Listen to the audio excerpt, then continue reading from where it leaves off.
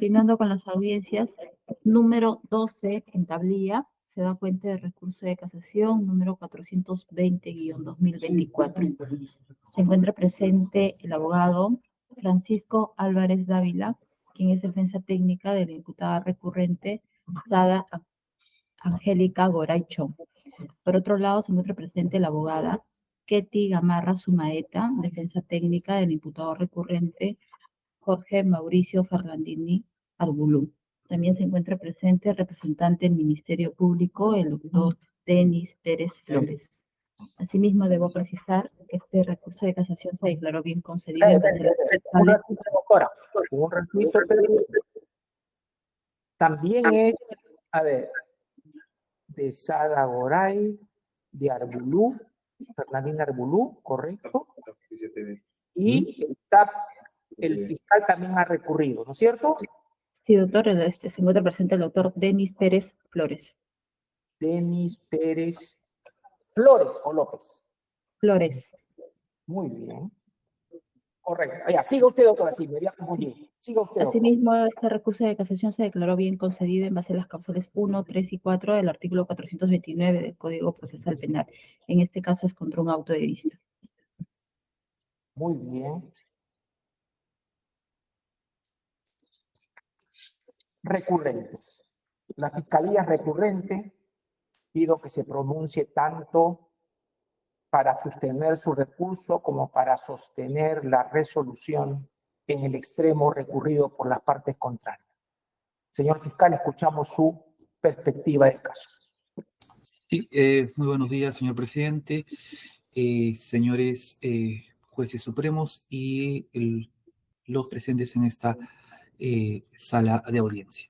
En efecto, el Ministerio Público interpuso recurso de casación. La quinta Sala Penal de Apelaciones Nacional infringió pues las garantías constitucionales a la debida motivación de las resoluciones judiciales, al haberse efectuado una motivación aparente y por remisión, en específico en el extremo del análisis del peligro procesal de fuga y de obstaculización de la averiguación de la verdad en la conducta de los investigados Gaviria Johansson y Arroyo Marquina. Asimismo, quien observó la doctrina jurisprudencial emitida por el Tribunal Constitucional y por la Corte Suprema de Justicia respecto al nivel de sospecha menor que se debe exigir para valorar el peligro procesal en la conducta de los procesados que se encuentran vinculados o que cometan delitos por encargo de una organización criminal. Y también agrega el auto recurrido, también se exigió indebidamente la concurrencia de dos tipos de peligro en la conducta de los procesados, tanto el de fuga como el de obstaculización, pese a que nuestro modelo procesal ha adoptado la teoría de los dos riesgos, conforme se encuentra previsto en el artículo 168 del Código Procesal Penal. Es así que vía de acceso excepcional en la casación, se propone, pues, que se determine si no se requiere la concurrencia de dos peligros, fuga y obstaculización, si el peligro procesal es el mismo para los procesos comunes y los procesos contra organizaciones criminales, si es el caso, fijar un límite a la motivación por remisión en casos de prisión preventiva. Respecto a este primer punto, si se determina o no se requiere la concurrencia de dos peligros, en este caso fuga y obstaculización, el auto de vista concluyó que los imputados Pedro Gary Arroyo Marquina y Roger Lisandro Gaviria Johansson no calificaban para el elemento peligro de fuga y que este podría razonablemente evitarse con la imposición de la medida de comparecencia con restricciones, como así finalmente ordenó, revocando la medida de prisión preventiva dictada por el órgano jurisdiccional de primera instancia. Para arribar a dicha conclusión, valoró los criterios de los arraigos sociales previstos en el artículo 269 del Código Procesal Penal, mas no efectuó valoración alguna sobre el criterio de la gravedad del delito, ni la pertenencia o vinculación de los imputados a una organización criminal, tampoco el peligro de obstaculización. Pues conviene revisar, al ser una categoría más genérica, referido a la necesidad o no de la concurrencia paralela tanto del peligro de fuga como el peligro de obstaculización, siendo que al respecto se debe señalar que existe pues ya una práctica jurisdiccional errónea en el entendido que de la concurrencia del peligro de fuga junto al peligro de obstaculización para considerar a ambos como peligro procesal. Sin embargo, la redacción de la norma está expresada en términos disyuntivos y no copulativos. O se acredita cierta posibilidad de fuga o se acredita cierta posibilidad de obstaculización para que se configure el peligro procesal. En efecto, el Tribunal Constitucional ha establecido ese mismo derrotero de interpretación hermenéutica en igual sentido. El Acuerdo Plenario 1/2019 estableció como doctrina jurisprudencial vinculante lo siguiente, ¿no? Que el Código Procesal Penal asumió la concepción o teoría de los peligros para justificar convencional y constitucionalmente la prisión preventiva, es decir, peligro de fuga o peligro de obstaculización. Solo se requiere la concurrencia de un peligro o riesgo procesal para acreditar el peligrosismo procesal. Entonces, la prisión preventiva, al perseguir fines legítimos expresados en evitar posibles riesgos de fuga y de obstaculización que afectarán a la labor de investigación, para su imposición no se puede, pues, reclamar la acreditación de ambos riesgos.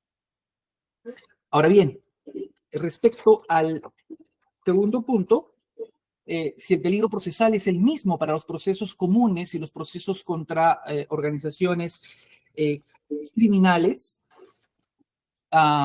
en relación al estándar probatorio para acreditar el peligro de fuga, cuando el imputado pertenece o se encuentra vinculado a una organización criminal, cabe señalar que cuando se trata de presuntas organizaciones delictivas que instrumentalizan la función pública, como es el caso que amerita este recurso, dicha propia situación permite presumir razonablemente que el riesgo de ocultamiento de las fuentes de prueba o de la sujeción del imputado al proceso o de su falta de colaboración con la justicia es más alto, en tanto que su actuación dentro del proceso pues afectará en alguna medida la situación procesal de sus coimputados. Así también lo ha entendido el máximo Tribunal de Justicia del país en la casación 629-2013, por lo que la naturaleza y alcance del tipo delictivo en cuestión de un injusto de organización, el estándar acreditativo del riesgo del peligro de fuga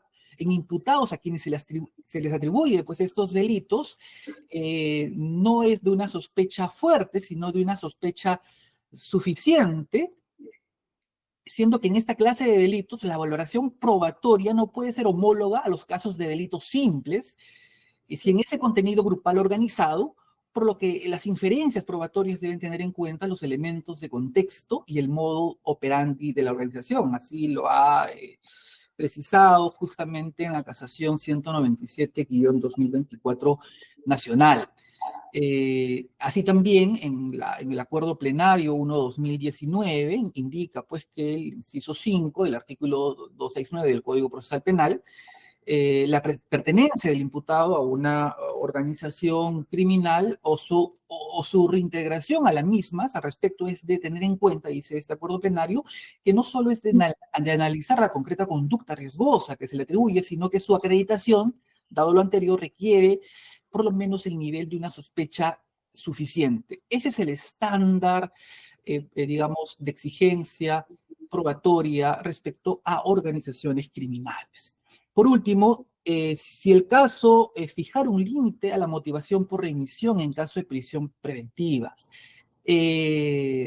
Sobre la utilización de la motivación por remisión para justificar la decisión judicial sobre medidas coercitivas limitativas de derecho, como es este caso, el de la prisión preventiva, conviene precisar que, como ya es sabido, para validar la imposición de una medida de dicha naturaleza, al encontrarse en juego el derecho a la libertad del imputado, es necesario que el juez efectúe una motivación suficiente, una motivación reforzada.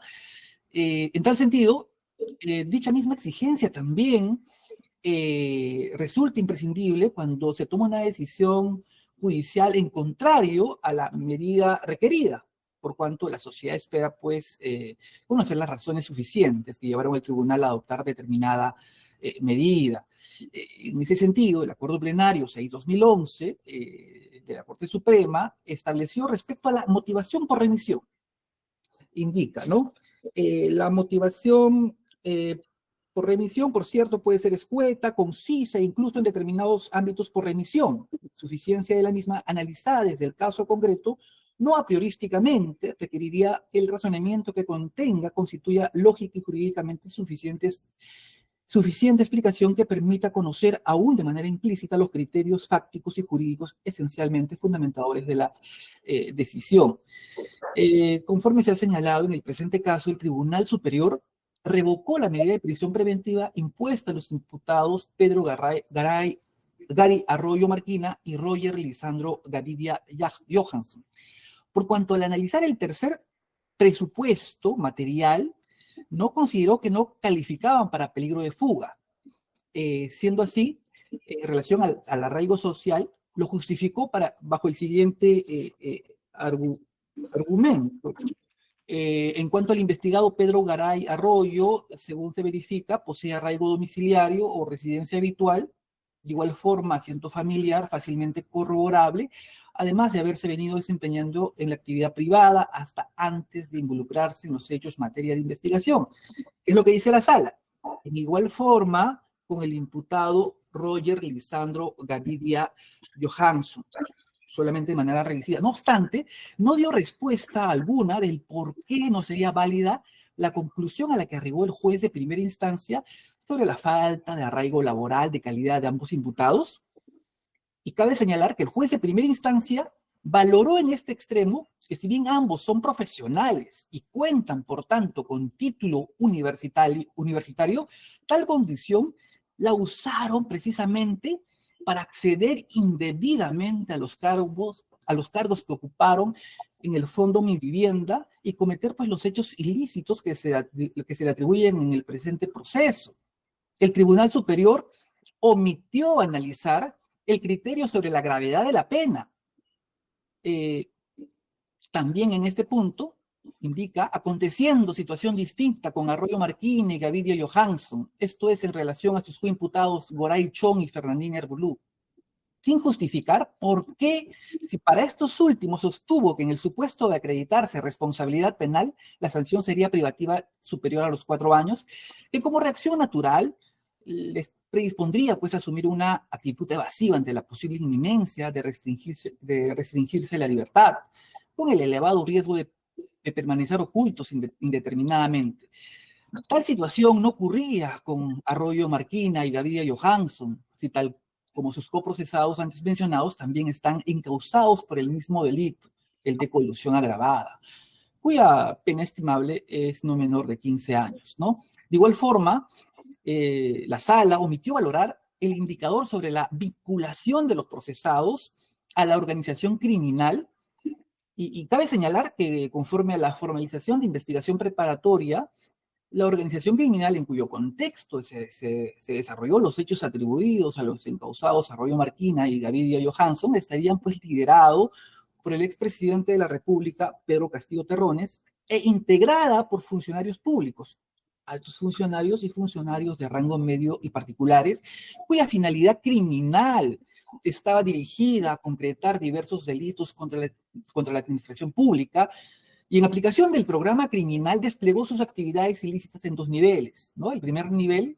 integrada por diversos funcionarios con poder de decisión, entre los que se mencionan al exministro de Vivienda y Construcción y Saneamiento, Heiner Alvarado López, quienes directa o indirectamente realizaron actos de copamiento, captación de funcionarios y servidores que se ajustaran a los intereses de la red criminal, precisamente como ha ocurrido con los procesados Arroyo Marquina y Gavidia Johansson, quienes fueron captados a través del asesor del citado exministro para que ocupen los cargos más altos de la dirección del Fondo Mi Vivienda en beneficio de sus intereses.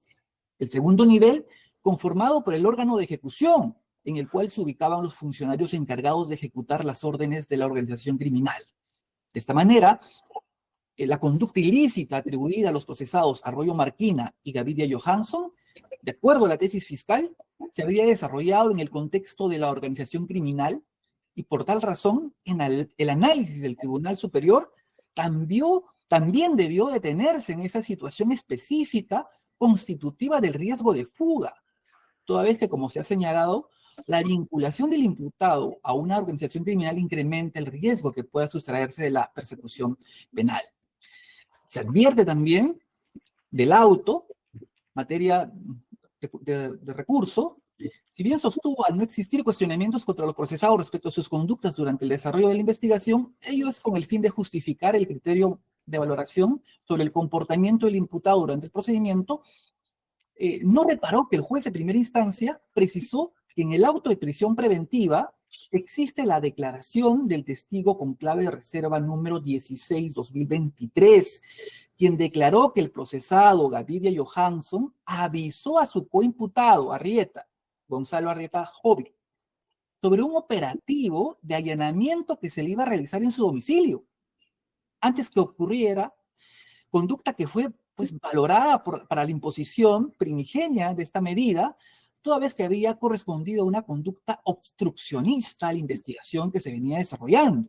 Tanto más si también, de acuerdo al auto de primera instancia, habría falsificado un correo electrónico cuando ocupaba el cargo de director en el Fondo Mi Vivienda, con el fin de enviar mensajes a la propia institución donde laboraba, ocultando su identidad a efectos de que no pueda disponer o ejecutar una propiedad, en este caso de su coimputada Sada Goray Chong, situación que fue valorada en primera instancia como elemento concreto y fundado, sin embargo, ha sido soslayado en la resolución de vista. Asimismo, si bien el auto de vista se hizo referencia al daño causado por el delito cometido por todos los procesados de forma genérica, no se introdujo pues una valoración a su decisión que modificó la medida limitativa impuesta en contra de estos, ¿no? Por lo demás, es advertir, señores jueces supremos, con clara ilogicidad en el razonamiento del Tribunal Superior, por cuanto, pese a que sostuvo al iniciar su análisis que no existe razón jurídica legal para entender que la presencia o concurrencia de domicilio, residencia habitual, asiento de familia, trabajo, expedida al descartar unilateralmente una medida restrictiva de la libertad, por no constituir un concepto o requisito que pueda evaluarse en términos absolutos. La conclusión sobre la falta de necesidad de la imposición de la medida de prisión preventiva en contra de los procesados Arroyo Marquina y Gavidia Johansson se sustentó básicamente solo en dicho aspecto, el arraigo social, que entender del Tribunal Superior si se presentaría y, como se destacó, omitió efectuar pues un análisis de los demás criterios de justificación del peligro procesal. Siendo así, esta segunda Fiscalía Suprema requiere, se declare fundado el recurso de casación, en consecuencia se case el auto de vista contenido en la resolución número 23 del 20 de octubre del 2023, en el extremo en que revocó la medida de prisión preventiva ordenada contra los procesados Roger Lisandro Gavidia Johansson y Pedro Gary Arroyo Marquina, actuando en sede de instancia, sin reenvío, sentencia residente, ¿no? Confirma en todos sus extremos la resolución de primera instancia de fecha 2 de agosto del 2023 que declaró fundada la medida de prisión preventiva contra los antes mencionados en el proceso que se le sigue por la comisión del delito contra la administración pública, colusión agravada en perjuicio de... Correcto. Sí, señor presidente, eso sería todo respecto a mi parte. Ahora bien, respecto de la prisión preventiva que han recurrido la parte contraria sobre Sada, Goray y Fernandín, ¿qué nos dice usted? Estamos de acuerdo con la decisión de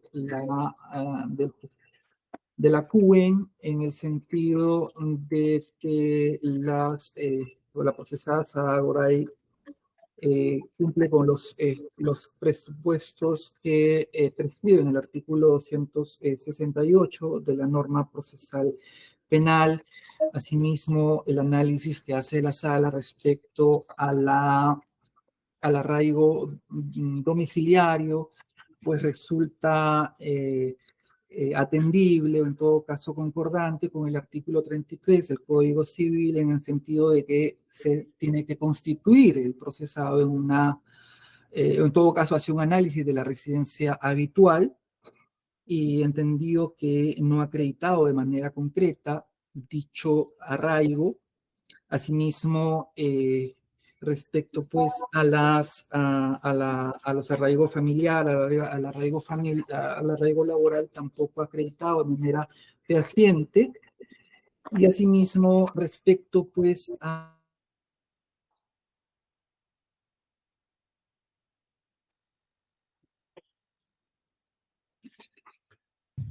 el volumen del fiscal.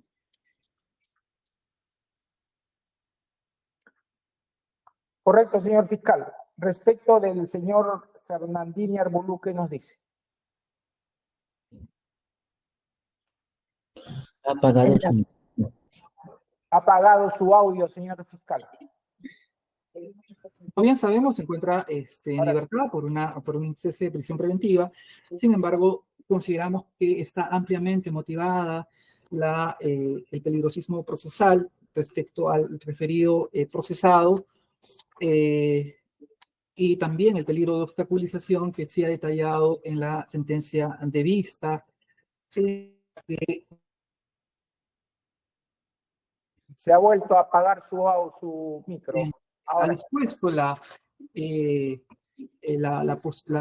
los inmuebles que tiene a nombre de su hermana, siendo que esta persona pues se encuentra en un estado delicado de salud, con la posibilidad de que en su muerte su hermana puede ser revertido los inmuebles. Una pregunta, señor fiscal. Con posterioridad se ha dictado una resolución por la Sala Civil, por la Sala Penal Nacional, por la que revoca el auto del juez de la investigación preparatoria que desestima la cesación y le ha otorgado. Sí, justamente le ha otorgado. Y eso no está recurrido, ¿entiende? Sí, esto no está recurrido hasta el momento. ¿Qué vamos a resolver sobre este punto? No, justamente nosotros no somos, digamos, en el extremo del imputado antes referido, no hemos planteado casación. Por esta situación posterior que ha ocurrido. En todo caso, doctor, en su momento se verá si las partes recurren o no, pero es sabido... No, ya el tiempo pasó, ya está firme, eso está claro. Esa resolución ya está firme. Nadie... ok. En todo caso, es de 27 de mayo la resolución.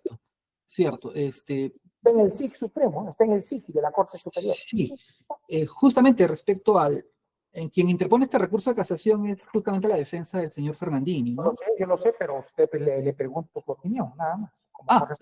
Bueno, en todo caso habría una suerte de sustracción de la materia al respecto, ¿no? Correcto, muchas gracias, señor fiscal. Ahora vamos a empezar con las partes recurrentes. Primero, que va a ser más puntual después al último. La abogada del señor Fernandini Arbolú. Sí, señor presidente, señores jueces supremos, señor representante del Ministerio Público, demás sujetos procesales. Efectivamente, señor presidente, conforme ya lo ha referido, con fecha 27 de mayo del 2024, la Quinta Sala Penal Nacional dispuso revocar el mandato de prisión preventiva. Entonces estaríamos frente a una sustracción de la materia. Por supuesto. No, doctor, ha quedado firme la resolución. En ese sentido, nos desistimos en todos los extremos de la casación recurrida, señor presidente. Ya hay, como ha dicho el fiscal, o usted vea. Sustracción de la materia, señor. Correcto, muy bien. Muchas gracias, señorita abogada. ¿Algo más quiere agregar? No, muchas gracias a ustedes, señor. Muy bien. Ya, finalmente, el doctor Francisco Álvarez Dávila, abogado de la encausada Goray Chong. Escuchamos, señor letrado. Sí, señor magistrado, ¿me podrán permitir compartir pantalla para hacer una pequeña presentación? ¿Cómo no? Presente. Ya está. Correcto. Parece que ya está, señor presidente. Correcto, sí, ya está. Bueno, señor magistrado, hemos traído 3 temas puntuales que son materia de este recurso de casación, ¿no? El primero de ellos tiene por finalidad que la sala establezca como una posición de desarrollo jurisprudencial el valor de un proceso especial de colaboración eficaz como circunstancia de arraigo, a pesar de que la Fiscalía en diversas oportunidades, tanto en primera y en segunda instancia parcialmente, denegó la existencia del mismo y le presentó a los órganos jurisdiccionales la idea de que la señora Goray Chong nunca había estado arraigada. La posición de la Sala Superior al respecto es una posición que tiene un extremo valorable en el sentido de que la Sala destaca que a pesar de que la colaboración eficaz, el procedimiento no continuó, en virtud del artículo 481.1, señala que, a diferencia de lo que sostenía la Fiscalía, si bien es cierto las declaraciones se tienen como inexistentes, la persona sometida a ese proceso la podría acreditar para sustentar una correcta conducta procesal. Sin embargo, el defecto de motivación del auto viene al momento de indicar de que no era posible comprender dentro de la motivación su decisión la incidencia o las documentales vinculadas a la colaboración por el hecho de que no tendría información exacta, ¿no? Y porque además no se habría debatido esto en primera instancia.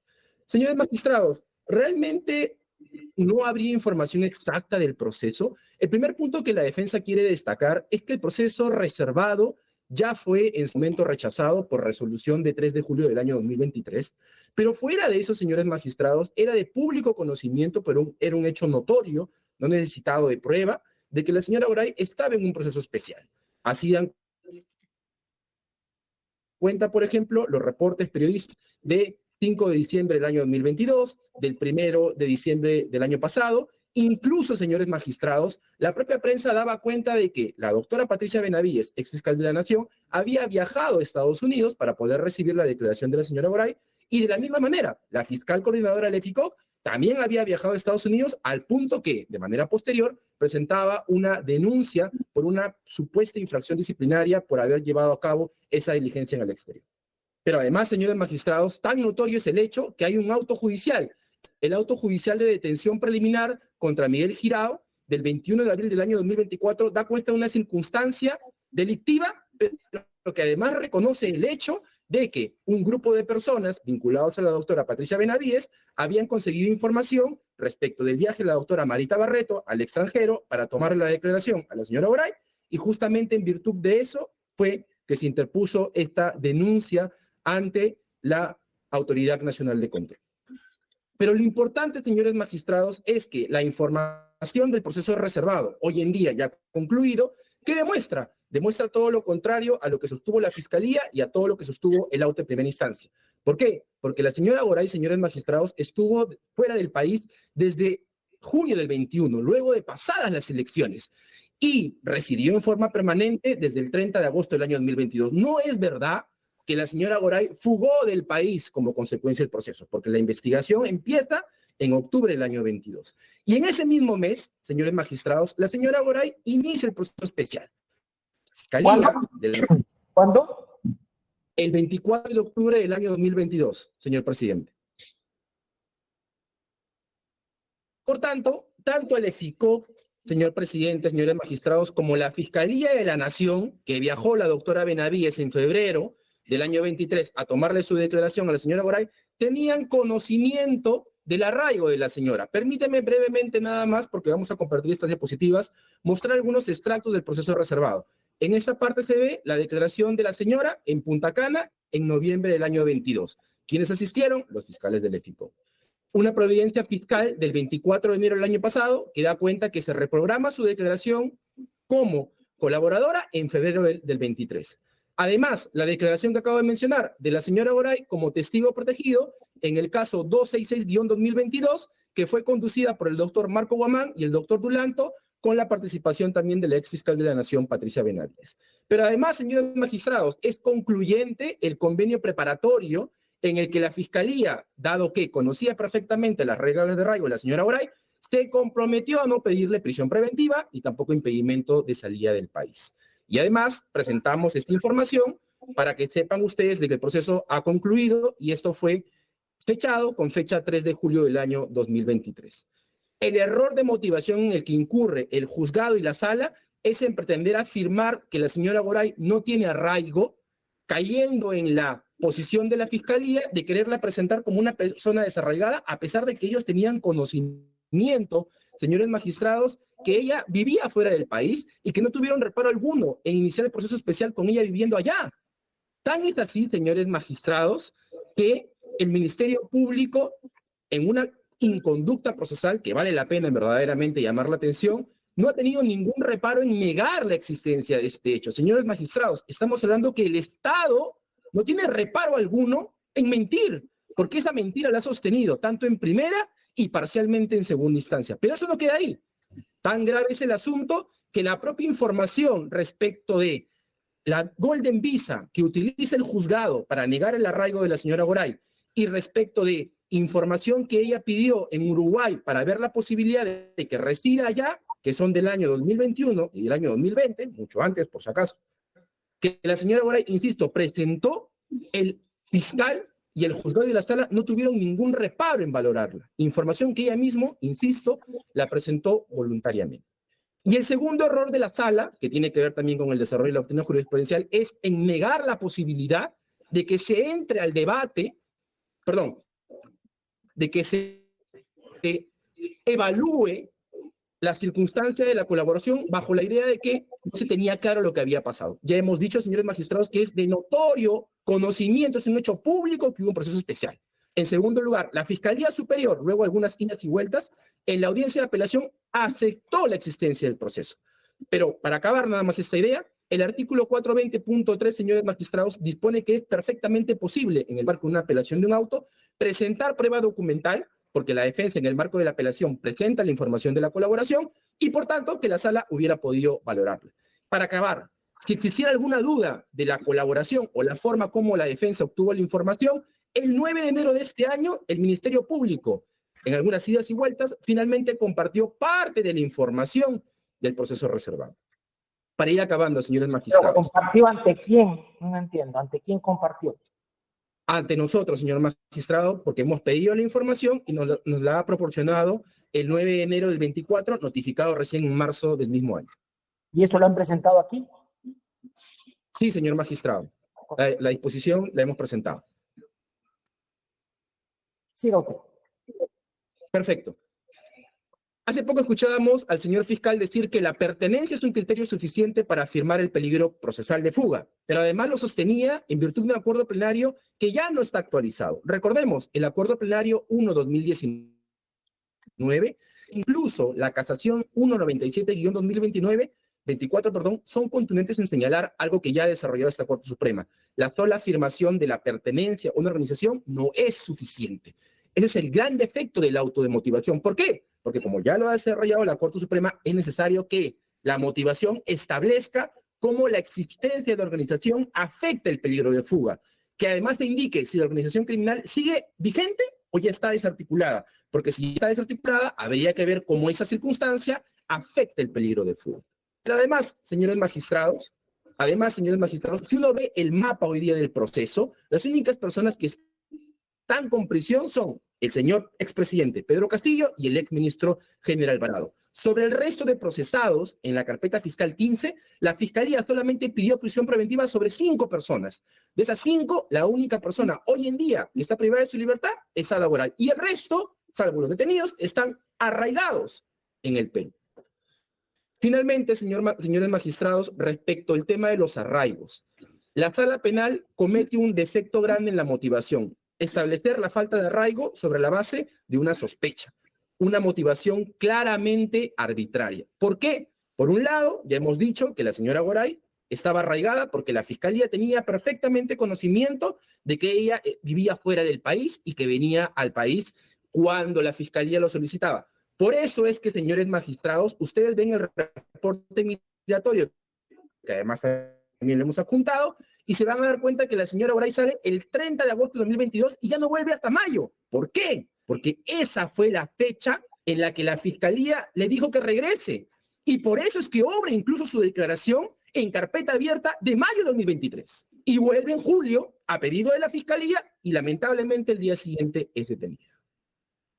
No obstante lo anterior, señores magistrados, ya esta sala ha dicho que el arraigo en la apelación 38-2024 se debe entender como que la persona pueda ser ubicada, que haya información verificable donde la persona pueda ser tranquilamente citada y pueda comparecer al proceso. Eso pasaba en este caso, por supuesto, por la colaboración, pero además la Fiscalía sabía que la señora Goray vivía en Tampa 5434, Estados Unidos. Sabía además que la señora Goray en Lima vivía en la avenida Circunvalación Club El Gol, Los Incas 404. Y además se presentó información para acreditar que en efecto ella tenía también su residencia en el Perú. Ella era fácilmente ubicable tanto en Estados Unidos como en Lima. Y para ir cerrando, señores magistrados, respecto del arraigo familiar y del arraigo laboral, las razones de la sala son nuevamente insuficientes y se basan en sospechas subjetivas. Indica la sala que no habría arraigo familiar porque el solo hecho, señores magistrados, de que uno tenga hijos, pues no es suficiente. Pero no nos explica por qué. Hay un gran defecto de motivación. La señora Goray vive con sus hijos. Tiene un hijo, una hija mayor de 20 años y 2 hijos menores de edad y vive con su madre. Cuando residía en Perú, estaba con ellos y cuando se iba al extranjero, también. Siempre estuvo junto con ellos. Y repito, la Fiscalía sabía perfectamente que la señora Goray vivía con su familia. Y para acabar, sobre el tema del arraigo laboral, indican que no quedaría claro la actividad de la señora Goray en la empresa Selva Viva Par. No indican por qué. Sin embargo, cuando uno revisa las documentales, correcto, en las documentales se verifica que la señora Goray renunció a su empresa Marca Group. ¿Por qué? Porque inició un proceso de colaboración, señor presidente. ¿Cómo era posible que ella, aceptando los cargos y la empresa estando vinculando los cargos, siga trabajando en la misma empresa? Pero por otro lado, presentó información de una nueva labor que podría realizar como gerente en Selva Viva Par, que era un parque ecoturístico de propiedad de la señora Goray, y adjuntó boletas, constancias de plame y constancias de funciones. A pesar de eso, la sala, por motivación, por remisión, dice que el juzgado valoró correctamente que no había arraigo laboral. Por estas razones, señores magistrados, solicitamos que se declare fundado el recurso de casación, se disponga, además, que se revoquen las resoluciones venidas en grado y, actuando como sede de instancia, dispongan la inmediata libertad de la señora Goray, si así lo estiman ustedes conveniente. Muchas gracias. Una pregunta en estos temas. Me dice usted, ¿cuándo salió del país la señora Sara Goray? Su primera, bueno, ella siempre salía del país, señor magistrado, pero el primer viaje principal que ella hace, lo hace en junio del año 2021, como está en su certificado migratorio. Porque salen las elecciones del señor Pedro Castillo, él gana las elecciones, ella decide irse fuera del país. ¿A dónde se fue? A Estados Unidos, señor magistrado, porque sus hijos, su hija mayor sobre todo, estudia en un colegio americano porque es una alta deportista, se dedica al golf. Correcto, ya. Ella se fue a Estados Unidos en junio del 21. ¿Cuándo se inició esta investigación? La investigación en la carpeta 15, en octubre del año 2022, señor magistrado. En octubre del año 22 se inició esta investigación. Sobre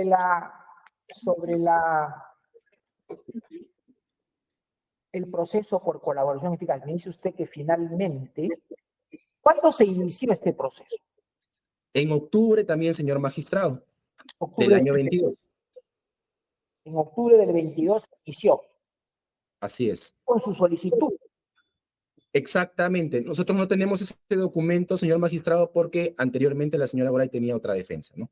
Muy bien, se inició y ella ha declarado en esa condición varias veces. Usted presenta en el recurso de apelación que usted ha mencionado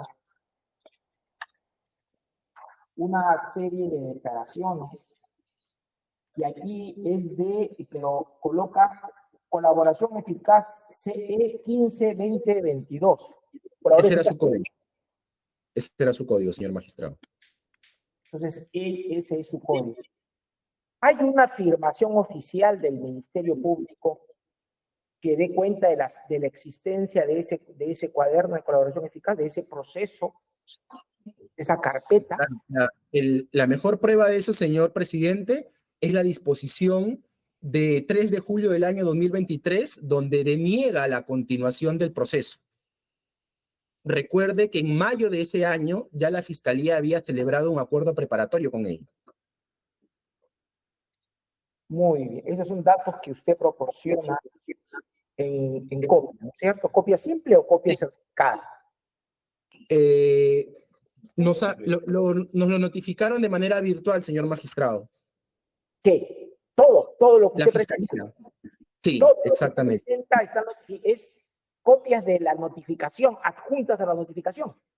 La disposición del 3 de julio que deniega el proceso de colaboración, ¿correcto? Lo que hizo el fiscal fue luego notificarlo vía correo electrónico a la defensa anterior de la señora Goray. En esa disposición, como le repito, concluyen el procedimiento de colaboración. Eso se acreditó. La señora creo que vivía en Tampa, en ese momento Estados Unidos, regresó al Perú. Voluntariamente. Claro, ella regresa, por eso en su reporte migratorio usted va a poder observar que tiene algunos viajes que son justamente, se va, ojo, a República Dominicana, porque ahí se tomó su declaración como colaboradora, pero ella recién regresa a Perú, como le acabo de indicar, el 7 de mayo de 2023, que es la fecha en la cual ella declara también. Vuelve a declarar, porque ha declarado varias veces, ¿no? O esta Claro, pero le tomaron su declaración en República Dominicana y en Miami, en Estados Unidos. Ya, pues son varias declaraciones, son como 3, creo, ¿no? Claro, fuera del país. 3 en el extranjero, y acá cuando él dice, ella vino voluntariamente porque le pidieron, la fiscalía le dijo, venga usted, ella regresó al Perú. Exactamente, por eso ella va a ver en su reporte migratorio que ella entra el 7 de mayo de 2023 y entra por Chile, porque el acuerdo con la fiscalía era que no sea tan fácilmente rastreable, y por eso ella regresa por Chile y la siguiente vez regresa por Colombia. Pero sale de Estados Unidos, señor magistrado. Correcto. ¿Y declaró cuándo? Acá en Perú ya. El 7 de mayo del 23. El mismo día que llega. Perdón, el 8 de mayo, señor magistrado, me estoy equivocando, el día siguiente. Que, ojo, señor magistrado, esta es una declaración en carpeta abierta, la de mayo. Pero por eso le pregunto, ¿es declaración en el proceso por colaboración o en esta causa? En la carpeta 15, que está vinculada al proceso de colaboración. No, yo sé, pero pero ¿es el de colaboración o es en esta causa abierta? No es que son cosas. En la causa abierta. La declaración del 8 de mayo fue en causa abierta. O sea, en esta causa que está acá, en este proceso. Sí, exactamente. Eso. Exactamente. Y ahí es detenida. De ahí se vuelve a ir, señor magistrado, como va a ver en su reporte migratorio. Ella sale a Brasil el 9 de mayo, o por Brasil, se va a Brasil, correcto, y vuelve el 6 de julio del 23. Y al día siguiente detenida, el 7 de julio. Detención preliminar. ¿Por qué vuelve el julio del 23? Porque tenía la obligación con la fiscalía, según el acuerdo, de volver cada 60 días. En el acuerdo preparatorio ahí va a ver que se establece la obligación de que ella regrese para reportar sus actividades. O bueno, no dice que regrese, dice que tiene que reportar sus actividades, pero era evidente que la fiscalía conocía que ella estaba fuera del país, ¿no? Ella regresó, le dice usted, al Perú finalmente el 6 de julio, pero el 3 le denegaron, no, ¿cuándo le denegaron No, ya la disposición tiene fecha 3 de julio, pero recién se le entregan a su abogado el día de la detención. O sea, el 7 de julio del 23. O sea que ella no sabía que se había revocado ya. No sabía. Quiero preguntarle ahora al señor fiscal, doctor Pérez Flores. Sí, doctor. Hay toda una información que ha acompañado al señor abogado acerca de la existencia de ese proceso por colaboración eficaz. Usted, obviamente, ha revisado esas actuaciones que ha presentado la parte contraria y tiene información de dentro de la realidad de este proceso. ¿Es correcto lo que dice el señor abogado o hay algunos datos que no corresponden a la realidad? Bueno, primeramente, cuando retorna al país la señora Sara Goray, no es detenida en un domicilio fijo en la ciudad de Lima. Ella es detenida en un hotel. Entonces, ¿qué calidad de arraigo, o en todo caso, qué arraigo certero se puede evidenciar? Ahora, doctor, con respecto pues a la fijación de sus domicilios reales en Estados Unidos, en República Dominicana. Se quiere introducir, pues, información de un cuaderno de colaboración eficaz que ha sido denegado por el Lo que Ministerio fuera. El Público. tema es si existe o no existen esas diligencias. En efecto, Luego señor, se niegue por existen considerar- las diligencias y obran, ¿no? Pero consideramos que al ser inexistentes, mejor dicho, al ser declarados o denegados el cuaderno de colaboración eficaz, pues no cabría la posibilidad de su utilización Pero cómo no, pues, dentro del se proceso. niega el pedido, pero las actuaciones en tanto expresen realidades, ¿cómo no van a tenerse en cuenta? No, Pregunto. bueno, sí obran en la carpeta, ¿no? O sea, son realidad y por eso hay que valorarlas, porque no estamos acá discutiendo el problema de su culpabilidad. Estamos discutiendo acá el caso de los peligros. Si lo que se dice que estuvo, declaró, regresó, volvió, regresó nuevamente, etcétera, etcétera, eso es correcto. Es correcto.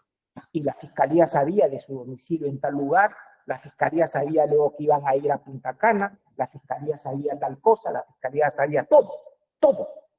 ¿No me equivoco? En efecto, señor juez Correcto. supremo. Fiscalía. Acá el tema es determinar el nivel de peligrosismo, que es lo más importante. Porque es verdad también que en esta causa, aparte de los altos funcionarios, la única que está presa es la señora Goday y los demás ya están libres o tienen otras medidas, ¿no? Pero usted plantea de que estos dos funcionarios creo que trabajaban en mi vivienda, en el fondo de mi vivienda, estos dos señores. Sí, eran parte del directorio de Fondo Mi Vivienda. Sí. Uno era el directorio, otro integrante, ¿no? de la comisión. Los señores... Me dice, correcto, me dice usted que la señora Sara Goday fue presa cuando estaba alojada en un hotel. Sí, no en una casa que dice que residía con su familia. Sí, sin embargo, también tengo acá, me llega una información que la Fiscalía no sabía de todos los domicilios, menos el de República Dominicana, ¿no? ¿No tomó declaración allá?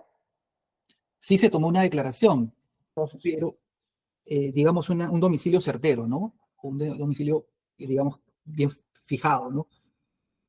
Esto fue en un hotel, se realizó, no en un domicilio en República Dominicana. pero todo eso toleró la Fiscalía, pues, ¿no? Sí, en un hotel. O sea, en realidad, el trámite de la colaboración eficaz no es tan formal, puede ser de manera indistinta en lugares que no necesitan fiscal. Es un tema del procedimiento que la propia Fiscalía ha realizado, ¿no? Pero en República Dominicana, doctor, fue en un hotel que se llevó a cabo la declaración, no en una residencia. No, yo entiendo el tema porque tampoco uno puede pedir formalidad absoluta, ¿no es cierto? Muy bien. Finalmente, doctor Álvarez, sí. Sí, sobre la detención el 7 de julio, que lamento mucho de verdad que la Fiscalía, repito, el Estado tenga la capacidad de mentir. La Fiscalía sabía que ella estaba en el hotel e incluso hemos adjuntado los chats con el fiscal a cargo del caso en donde se le puso en conocimiento, señor magistrado. ¿Qué hace un hotel en su propia casa? Lo que pasa es que eso fue lo que se acordó en ese momento con la Fiscalía, que ella se quede ese día en el hotel y después iba a ir a su casa como correspondía. Señor fiscal, ¿usted no conoce esos Es el hotel del aeropuerto, señor San Martín. informales? ¿No hay constancia de eso de su parte? Perdón, doctor, no le escuché muy bien. ¿Hay constancia de esos, como lo que está diciendo el señor abogado? ¿Hay constancia de esas tratativas? Bueno, le pregunto, dato objetivo, sin valorar nada. Sí existe constancia, doctor. Bueno, pues muy bien, señor, muy bien. Hemos concluido con esta audiencia y en consecuencia la sentencia casatoria se dictará 30 de julio. No sé si estamos con feriado o no. ¿Es feriado? No, correcto. 30 de julio entonces, 8:30 se dictará la sentencia de casación. Esta audiencia concluida. Sí. Buenos días con todos. Gracias. Muchas gracias.